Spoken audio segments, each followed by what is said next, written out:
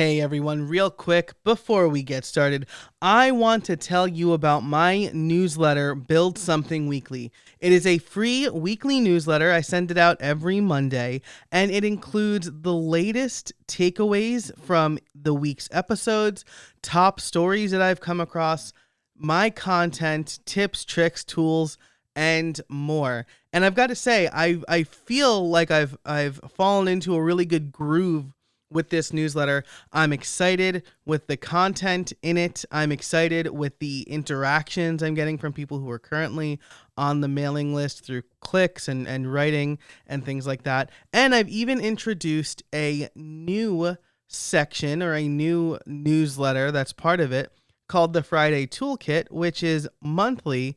But if you sign up for Build Something Weekly, you get that as well.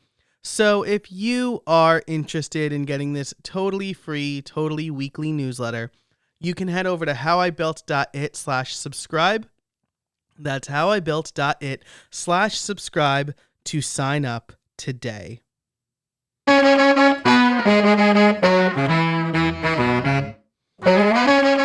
Hey everybody, and welcome to another episode of How I Built It, the podcast that asks, how did you build that? I'm not sure if I've done that intro in a while, actually, so kicking it old school this week. It's episode 197, and it's a solo show. I'm going to be telling you about how I wrote my book. Back in September, my fifth book, third properly published, I believe, or fourth properly published, came out. It's called HTML and CSS, A Visual Quick Start Guide. And it was my first foray into building a general interest web development book, I guess. All of my books have been pretty niche. 2 were on WordPress and 1 was on Google Glass. So I was excited to hit this general learning topic. So if you're interested, the book's over at htmlvqs.com. But this is what we're going to be talking about today. I'm going to give you a peek behind the curtain to see how I wrote this technical book. So let's get started here. First of all, I've always been a learn by doing kind of guy. Maybe that's because I'm thinking about other things when something is explained to me, or maybe people are just bad at explaining things. I know I can definitely be bad at explaining things sometimes. But either way, a concept doesn't really sink in for me until I do it or until I see an immediate application for it. So a good example of this is most of the JavaScript libraries that people recommend. I know for a while, I feel like I was getting a new one recommended to me every week. And I always thought, when am I going to use this? How am I going to use this? And it's not till I actually learned one, or it's not till I actually needed one that I decided to learn it. So I need to see the immediate application for it. When I learned HTML and CSS, I learned it by doing it. I learned how to write HTML and CSS in like 2001. So there weren't a whole lot of online courses. I was a high school kid. I didn't feel like buying another textbook. So I opened up Microsoft Front Page, and I would make a page in it, and then I would have a look at the HTML tab to see what the source code looked like. And I did eventually move to Notepad, or more accurately, Notepad++. Shout out to my friend Steven Mikosh, who introduced me to Notepad++ and so many things, including CSS. So what I would do is I would try something and I would see what happened. I would make an HTML page, add some markup, open it in the browser, see what happened. Or I would copy someone else's source and modify it. And that wasn't necessarily ideal, but that was the way that I learned. And today there are a lot of great alternatives, right? There's CodePen to just try stuff. There are online courses over at LinkedIn Learning and a bunch of other places. And I am happy to add a new resource to the fray. That's my new book, HTML and CSS, A Visual Quick Start Guide. Now, this is the 9th edition of the book. The 8th edition was written in 2012, so it definitely needed an update. So here's how I came to write this book, right? Because I wasn't the original author, I wasn't the updated text author. I was essentially just a guy at this point. But it dawned on me in March of 2019, which I know feels like 1,000 years ago, that my first real published book, right? Like published through an honest to goodness publisher. My first book, Responsive Design with WordPress, was coming up on its 6th year anniversary. Now, in the web development world, in the technology world, 6 years is like 1,000 years, right? And so I wanted to update it. I had an itch to write a new book. And while I'm mostly in the online course space now, there's still just something about putting words on a page and then seeing those words printed in real life, going to the bookstore and seeing a book with your name on it. I'm very privileged to have that experience, and I was interested to see if my publisher was willing to publish a second edition. So I reached out to them. That's Peach Pit. They're a subsidiary of Pearson, and I was honored to write for Peach Pit because all of the books that I bought that taught me web development were Peach Pit books. So I was like in the ranks of people like Dan Cederholm, which is amazing. So anyway, I reached out to them to see if they'd like to do a second edition of Responsive Design with WordPress, but they told me the book was going out of print. Apparently, people don't buy that many WordPress development books. I guess they look to other online resources for that. But my editor, my publisher, they offered me an alternative to rewrite from scratch the 9th edition of HTML and CSS, a Visual Quick Start Guide. And I was really excited about this. An HTML and CSS book has a much broader appeal to than a advanced WordPress development book. Plus, for a while, I taught HTML and CSS at the University of Scranton, and I used a book, but I thought, man, I could update this classic textbook, right? It's a popular, a book doesn't get to 9 editions without being popular, right? So I could update this popular classic textbook to fit today's students. And one of the reasons my editor wanted to go with me or thought about me was I also make online courses, and now their quick start guides and some of their other books come with a video section, right? A web edition and videos for the course. So I could tackle more interesting concepts and do more of a show and tell that might be easier than going and describing a big long process with words.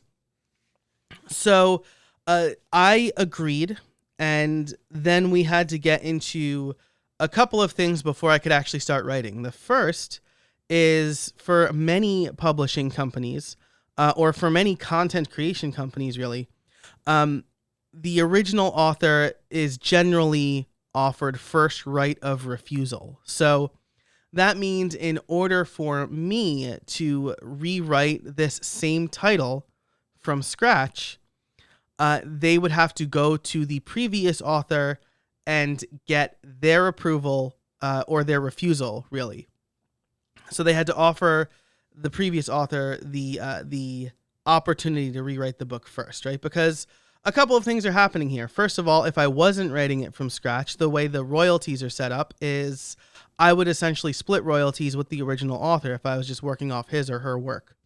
If I'm writing it from scratch, that means now that the author is forfeiting any royalties for later editions, right? If people still buy the 8th edition, he or she gets royalties, but the 9th edition, they don't get royalties because, again, I started it from scratch.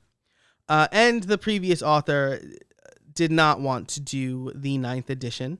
So we proceeded from there. I had to do a proposal at that point.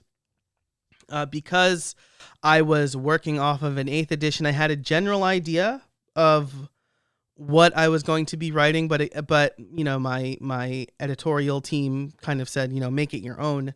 But I had to justify a lot of the reasons why I was going to write this book. So, I touched on the important parts, like the huge changes that have happened since 2012 in the web development space in both HTML and CSS.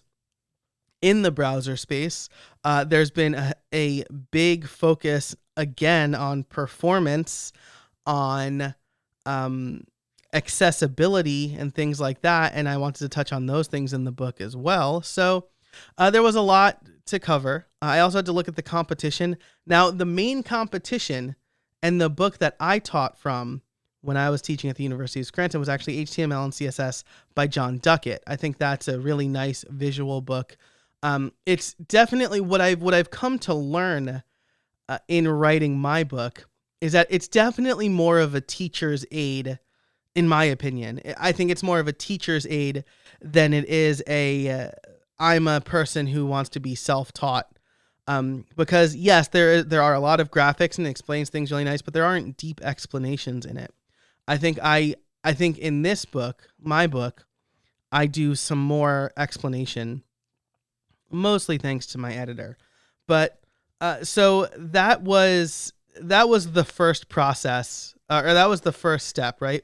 Get approval from the previous author, and then create a proposal and outline. And right after this word from our sponsors, I will tell you all about how I decided to figure out what content I was going to teach.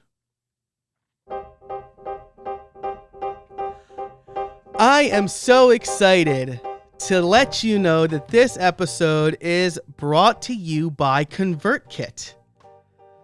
You've heard me talk about ConvertKit basically all year. I'm a huge fan of the tool, and I'm so excited to have them back on the show, sponsoring officially.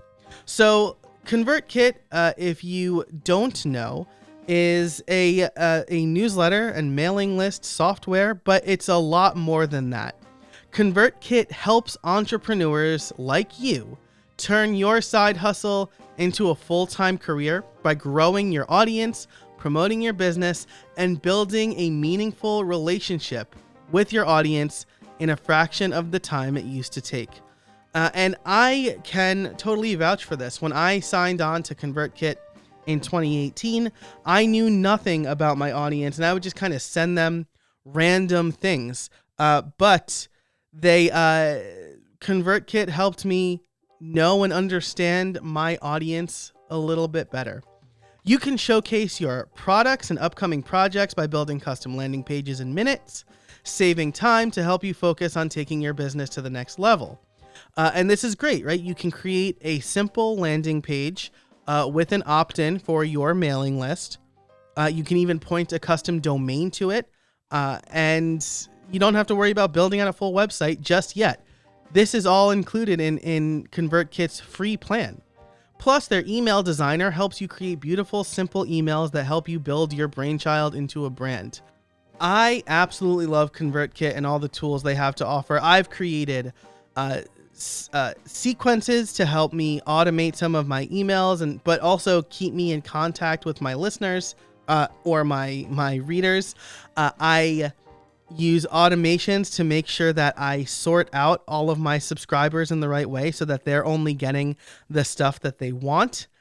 And I know that the campaigns they are getting are always relevant to them because I can create an unlimited amount of forms and landing pages to appeal to the people who are signing up. So if you are interested in trying out ConvertKit, I would strongly recommend it. My business has grown because of ConvertKit. You can go to convertkit.com/built to sign up for a free account and find your audience faster.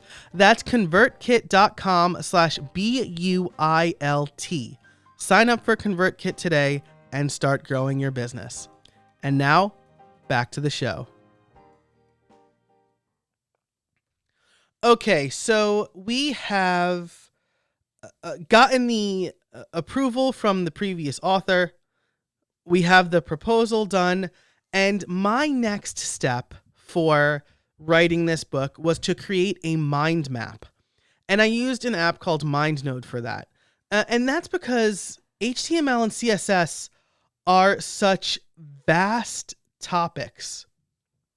And I had about 400 pages to communicate these vast topics. So this book is for the beginner, like no experience whatsoever. That means that we started with what is a website? How do you make one? What are files? How do I create a new file on my computer? And so because we were starting there, I wanted to make sure that we covered all of the basics.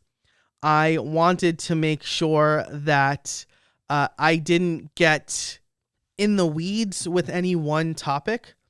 I basically wanted the reader to come away with a nicely designed, simple website that they could style and make look a little nicer. So I mind mapped everything in HTML and CSS that I knew personally. I mind mapped some of the other topics like accessibility, SEO, and performance. And then I did a little bit more research. I looked at the previous edition of the book to see what topics the previous authors covered and how I should go about covering those topics. I used John Duckett's book. I know that is competition, but I also wanted to see what he thought was important and how he covered it. And I looked at some online courses, my own online course. I have an online course on HTML and CSS, as well as some that are offered on other websites. I wanted to get a good general idea of what everybody thought was important to cover, and then what I thought was important to cover. And then I wanted to find, this was a book in my voice, so I wanted to make sure that I hit some topics that not necessarily everybody wanted to cover, but I felt was important for one reason or another. So I made the mind map. I whittled it down and kind of compared my mind map to the previous edition of the book, looked at how much room I had, and I created an outline. That outline turned out to be way different from the written from the writing, right? From the first draft. Not as far as like chapters go. I got the chapter topics down pretty good, but the bullet points under each chapter, and that's because the visual quick start guide is a little bit unique in the way it works. It's generally you explain something, and then there's what's called a step-by-step, where the reader can follow examples verbatim and have some result on their website. So my topics were generally more big picture, and this book, it was a lot more hands-on. And so I finally got that a few chapters in, but my original outline, I basically just used it as like a guidepost. Oh, make sure I cover this topic, make sure I cover this topic. And I really like the way that the book turned out because of it. Again, like I said at the top of the show, I'm a learn by doing kind of guy. So I wanted to make sure that the students were also learning by doing, or the readers, I should say. And as an aside here, I also made sure to set up a GitHub repository with all of the code and the start and finish, or at least starting points and ending points, so that they could see how they were starting, how they what's the right way to have this code, just in case there was something lost in translation. So there were a lot of outside things besides writing. But as far as the writing process goes, I'm generally a get all of my thoughts on one page kind of guy and then send it off for edit. I am really, really bad at proofreading, and I am eternally grateful to the editorial team for this book to make sure that I didn't have a ton of typos, and we reworded a lot of things to make sure it was understandable. I had a tech editor to make sure that what I was saying was factually correct. And in some cases, we had disagreements. There were certain things that are like technically correct, but colloquially or widespread, they're referred to as one thing or another. One example is framework versus library. We had a disagreement on how to use those words, using the words tag and element, or in CSS properties and rules interchangeably. So we wanted to make sure that we struck the right balance between, if I'm talking to another developer, am I going to understand what they're saying? And am I going to know the right term? MDN, the Mozilla Developers Network, their web docs, incredible, like hugely, hugely helpful. I'm very grateful to my tech editor for leaning on that website enough to make me also lean on it. And I'm grateful to Mozilla for maintaining that website. So the writing process went like this. I would read it over once, usually. I wouldn't usually make a lot of changes though. And then I'd send it to my editor. He would read it over, reword things that needed rewording or make suggestions, ask questions to the tech editor, send it to the tech editor. The tech editor would look over it, make his suggestions. He'd send it back to my editor. My editor would read it over one more time and send it to me, and then I would make changes. This process, in most cases, resulted in small changes here and there, but in certain cases, like the forms chapter, we basically rewrote that chapter from scratch because I took a very let's build a form approach. And my editor, who is familiar with the VQS series, realized that, hey, this needs to be more comprehensive. So what I thought was like boring lists of things like input elements and whatnot turned out to be very valuable because, again, I've been a developer for 20 years. Some of the things I shouldn't be making assumptions about. I actually, in a blog post I wrote for this, I pointed out that I needed to essentially relearn HTML and CSS. Not in the how does this work and why does it exist sense, but I'm basically self-taught and I've been writing HTML and CSS for 20 years. And if I'm teaching beginners, I need to make sure of two things. My experience doesn't color what I decide to teach in the book, and I use the right terminology. And in certain cases, my experience was coloring what I decided to teach in the book. Mostly it's the fact that like I've been using WordPress long enough that I haven't really built a form from scratch in a long time. So, what is important there? So I'm very grateful to my editor and my tech editor for making sure we got it right. And I really think we got it right. I think the book turned out really good thanks to them. So that was the revision process. I would rewrite a chapter and then I would send it back to my editor. And then I would essentially not see it again until it was in layout. So he would look it over. He would send it to a second copy editor who would review both of our work and catch any more typos. Then it would go to layout. Once the book is in layout, I would get PDFs of each chapter where I would have to review things and we'd have to make sure everything was aligned properly. We didn't have any like orphaned concepts that should be somewhere else to make sure the images looked okay and things like that. And that was our last chance to kind of make changes. One of the things that we did where we could was replace any W3 Schools links with the MDN link. Not because, I know that people have opinions about W3 Schools, but MDN is more documentation like and updated and kept more regularly, right? Mozilla makes a browser. So that was one of the things that we tried to do. As far as graphics goes, their graphics team is great. Anything that essentially wasn't a screenshot of a website, I sketched on my iPad using an app called Procreate. And then I would send that sketch to the team and they would turn it into a nice looking graphic because I'm not a graphics guy. So any of the nice looking like flow charts or things like that, the concept is something I sketched out and then the Peach Pit graphics team made it look nice. So before we get into the videos, there is another thing that I usually do in my learning resources that I didn't do for this one, and that was a concept website. Because this was very learn the specific thing, we didn't decide we're going to build out a whole website, right? Because we wanted to make sure to cover all the bases.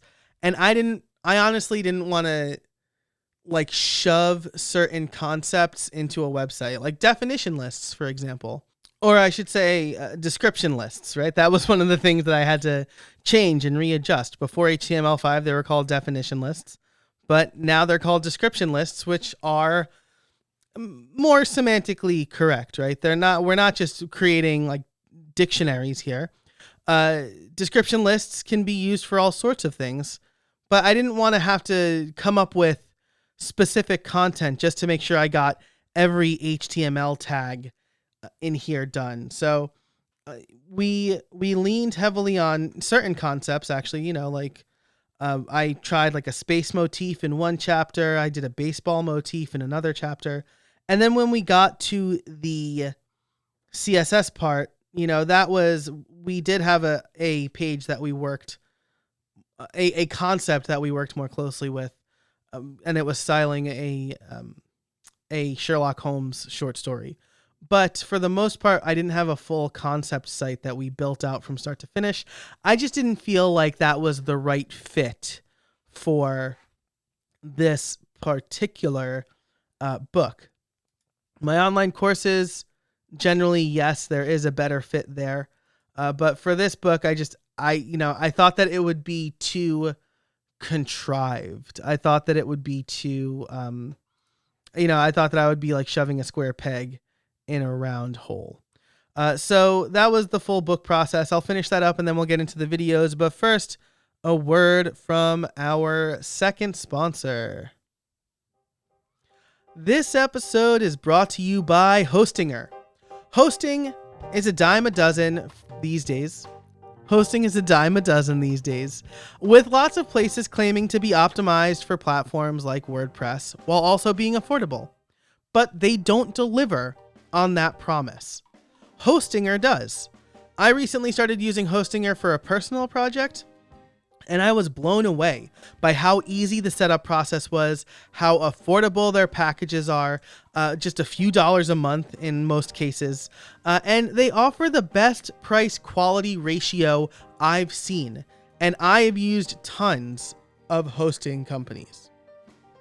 Their dashboard is well-designed and easy to use, and they offer a free domain and SSL certificate, plus they're optimized for WordPress. That is music to my ears. When I set up my site, I was happy to see that they put some real thought into the WordPress setup process. Buying a domain was easy, then you pick your template, and they set up the site for you in mere minutes. Plus, they use Astra for all of their site templates with an assist from Elementor, so I know the site is going to be fast starting off. They also have caching, and you can very affordably add Cloudflare for a CDN. Between that, daily backups, and being able to manage WordPress plugins without having to log in, I was sold. So if you are looking for affordable hosting for that side project that's fast, secure, and optimized for WordPress, Hostinger is it. Head over to hostinger.com/Joe Casabona to see what plans they offer. I recommend the business shared plan, though they also have a managed WordPress business plan.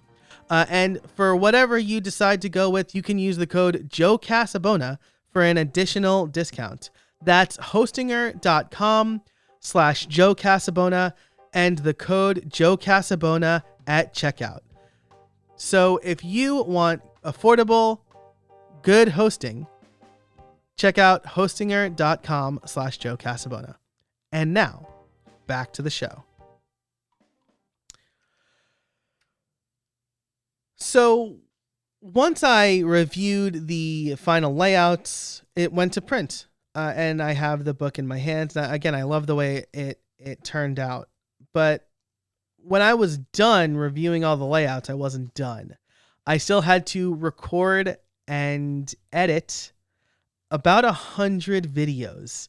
I basically would go through, I added several videos per chapter, anything that I thought was worth demonstrating, or any concept that I thought would be good to just show instead of trying to explain with words. So I had to make sure that there was continuity between what I described in the book and what I was showing on screen. My editor helped with that. I had to make sure that, there was continuity between videos and things like that. So that was a lot of work, though. It wasn't too bad.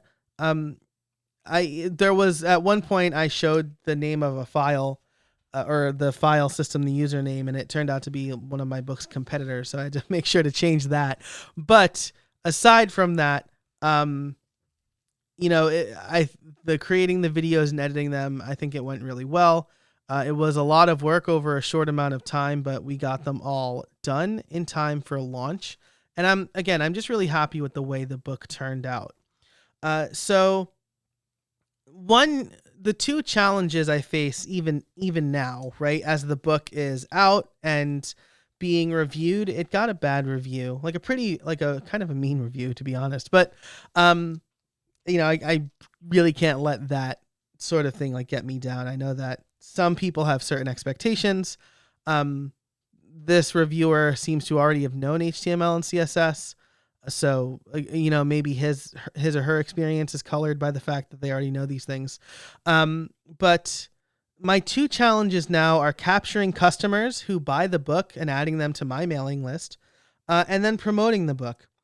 The first way, or the capturing customers part, I do have a mention in the book that they can get more info if they go to a particular URL and sign up for the mailing list.